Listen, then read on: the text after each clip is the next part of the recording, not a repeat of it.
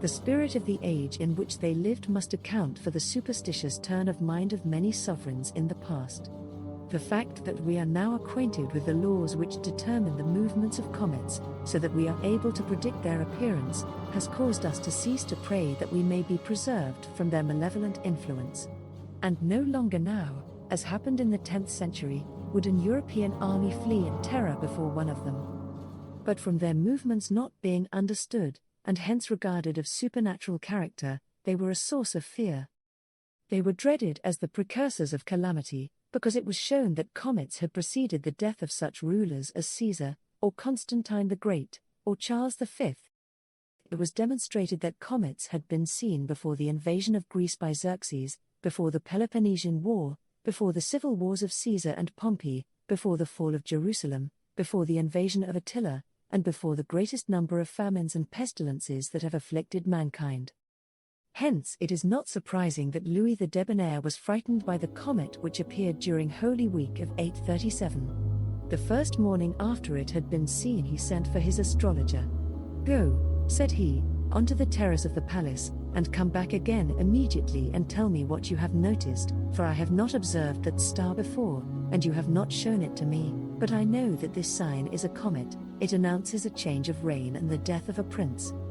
Nor was this all, for the son of Charlemagne was convinced that the comet was sent for him, and accordingly he passed his nights in prayer, gave large donations to the monasteries, and finally had a number of masses performed out of fear for himself and forethought for the church committed to his care. But, whilst this comet was a source of fear in France, the Chinese were observing it astronomically. It was no other than Halley's comet, which appeared again in 1066, and was regarded as a presage of the conquest under William of Normandy, a representation of which occurs in Matilda's Bayeux tapestry. And it has been traditionally said that one of the jewels of the British crown was taken from the tail of this comet. But William neither believed in omens, nor encouraged fortune-telling, and, when he heard how a certain soothsayer, who had thought proper to join the army, had lost his life, he shrewdly remarked, little could he have known of the fate of others who could not foresee his own. A comet which attained its greatest altitude at the hour of Edward I's birth was much discussed, and Eleanor eagerly inquired of the astrologers what it portended to her babe. They replied that the bright flames which preceded it promised brilliant fortunes to her newborn son, but the long train of smoke wrought calamity to his son and successor. Another comet which caused some consternation at court was seen in 1680, and was said to be the same as that which had preceded Caesar's death. But if comets were a source of superstition, other phenomena of the heavens were also supposed to influence the destinies of royalty, and hence Queen Catherine de' Medici, though a woman of strong mind, was deluded with the more ignorant by the vanity of astrological judgments. The professors of the science were so much consulted in her court that the most trivial act was not done without an appeal to the stars. One of the most noted astrologers under her patronage was Nostradamus, a physician of Provence, who to medicine joined astrology, which soon augmented his income. He was summoned to Paris by Catherine in 1556, and one of his predictions, which turned out hopelessly wrong, was contained in a small book issued in the year 1572, under this title, Prognostication touching the marriage of the very honourable and beloved Henry, by the grace of God King of Navarre, and the very illustrious Princess Marguerite of France, calculated by Master Bernard Abattiot, doctor in medicine, and astrologer to the very Christian King of France. In this astrological calculation he professed to show that the couple would love one another intensely all their lives, whereas they always hated each other. And he further declared that they would approach 100 years, but Henry IV died before he was 60. Many children were to be the outcome of the marriage, whereas there were none, for the marriage was broken off, and Henry married to Marie de' Medici. But speaking of Catherine de' Medici, there is probably no sovereign in history of whose persevering addiction to the occult arts so many singular traditions are preserved. Anecdotes might be told of the amulets and talismans which she wore, of the observatories and laboratories which she fitted up in the Louvre, of the enchanted mirror in which she beheld the fortunes of her descendants, and, above all, that singular and sudden change in her disposition, which history attributes to the cruel insults of her dissolute husband, but which popular superstition ascribed to the malign influence of her supernatural allies. Marie de' Medici and Louis XIII were both remarkable for the same sort of credulity, and it has been commonly said that the supposed skill of the Maréchal d'Ancre in the occult sciences was in a great measure the source of her influence over the princess. Anne of Austria, eager to satisfy herself in advance of the fate of the infant to which she was about to give birth, determined, with a superstition common to that age, to cause its horoscope to be drawn by an able astrologer at the moment it was born. Having expressed her wish to Louis XIII, he confided the care of discovering the required astrologer to Cardinal Richelieu, who, having some previous knowledge of a certain seer named Campanella, he immediately dispatched a messenger to command his presence. He was traced to the dungeons of Milan, where he was awaiting his trial as a sorcerer, having been seized by the Italian Inquisition, and whence he was allowed to obtain his release. On the birth of the Dauphin, Campanella was requested to proceed with his task without delay, and to speak the truth fearlessly. Accordingly, he announced that his combinations had informed him that the infant would be as luxurious as Henry IV, and of conspicuous haughtiness, that his reign would be long and laborious, although not without a certain happiness, but that his end would be miserable, and entail both religious and political confusion upon the kingdom, which proved a very fair forecast. Matthias Corvin, King of Hungary, rarely undertook anything without first consulting the astrologers, and the Duke of Milan and Pope Paul were also very largely governed by their advice. Among the illustrious believers in astrology who flourished in the 16th and 17th centuries must be added the name of Albert von Wallenstein, Duke of Friedland, who was an enthusiast in the cause. Kepler was employed by him in making astrological calculations and was rewarded by his influence with the court of Vienna, which procured the settlement of a large demand.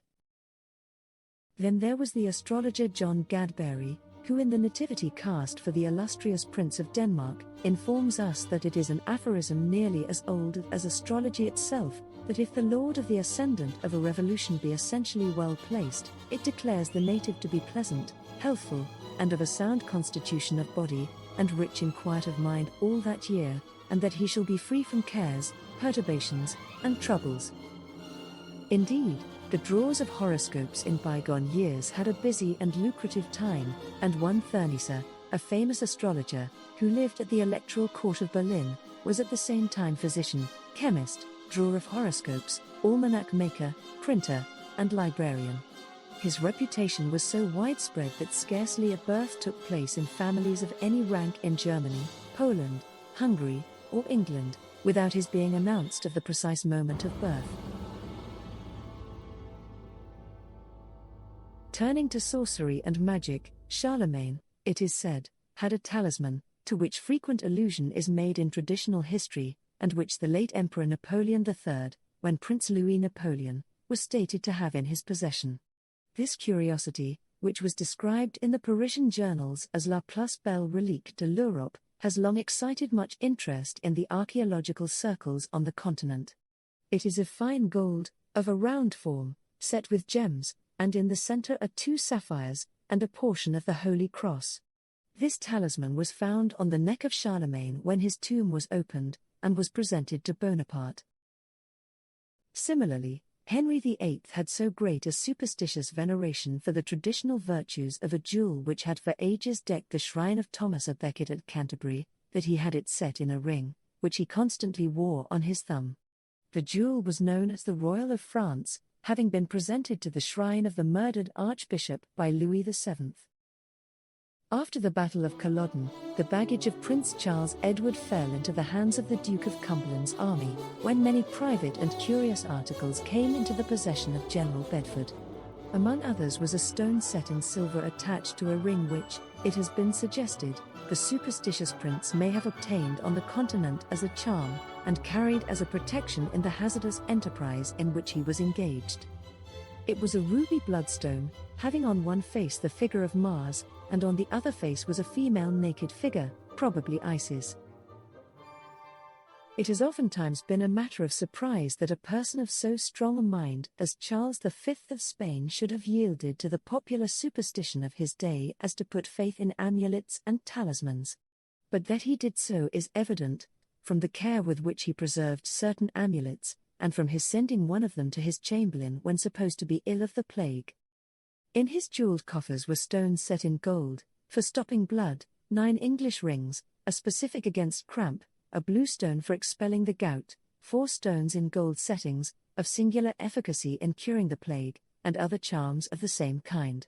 He also collected certain relics, among which was a bit of the true cross. In days gone by, the unicorn's horn was considered an amulet of singular virtue, although it is now known that the object shown as such in various museums is the horn of the rhinoceros. Such an amulet was sold at 6,000 ducats, and was thought to be an infallible test of poison, like Venetian glass and certain sorts of jewels. The Dukes of Burgundy kept pieces of them in their wine jugs, and used others to touch the meat they tasted. And Holinshed tells us how King John, observing a moisture on some precious stones he wore, thought that to be an indication of some pears he was about to eat containing poison. Divination by cards was in the 17th century a fashionable amusement at the court of France. A well-known anecdote tells of the ominous gloom which was on one occasion cast over the circle of Anne of Austria by the obstinacy with which the knave of spades, the sure emblem of a speedy death, persisted in falling to the lot of the young and brilliant Duc de Candale, a prediction which was shortly afterwards verified. At the age of the Reformation, Scotland was sunk into barbarism and ignorance, and on this account never did the witch mania enter a country better suited for its reception. James VI, before he became the first of England, had taken an active part in several witch trials, but especially in the Inquisition directed to discover the guilt of his physician, Dr. Fian, to whom he had ascribed his stormy passage with his Norwegian consort from Denmark. It is unnecessary to enter on a recital of the horrible tortures inflicted upon the accused, for all the torments known to the Scottish law were successively applied. But it is evident that a monarch who had participated in such horrors, and had further committed himself by the publication of his notable work, The Demonology, must have come to the English throne decidedly predisposed to foster the popular delusions respecting witchcraft. James was continually haunted by the subject, and boasted that the devil regarded him as the most formidable of opponents. The earliest statute against witchcraft appears to have been enacted in the reign of Henry VI, and additional penal laws were passed by Henry VIII and Elizabeth. But there can be no doubt that in many cases witchcraft was a convenient excuse for carrying out a wicked policy. To this cause, as Sir Walter Scott says, we may impute the trial of the Duchess of Gloucester, wife of the good Duke Humphrey, accused of consulting witches concerning the mode of compassing the death of her husband's nephew, Henry VI. The Duchess was condemned to do penance, and then banished to the Isle of Man. The same pretext was used by Richard III when he brought the charge of sorcery against the Queen Dowager, Jane Shore, and the Queen's kinsman. The accusation in each case was only chosen as a charge easily made and difficult to be eluded or repelled. In the same way, Charles, Count of Valois, uncle of Louis X, had much influence over him. Charles believed, or pretended to believe, in sorcery. By making a waxen image of a foe, which was pricked and tortured, the person represented was supposed to pine away and die. It was a belief of the age, and a fearful belief, for who could be secure against an act of malice that might be perpetrated in the most profound secrecy? And on the continent we find royalty tacitly in times past pandering to the superstitious spirit of their age, by sanctioning and upholding the cruelties to which supposed witches were subjected. And the most terrible scenes occurred in France, till happily the edict of Louis XIV discharged all future persecutions for witchcraft, after which the crime was heard of no more.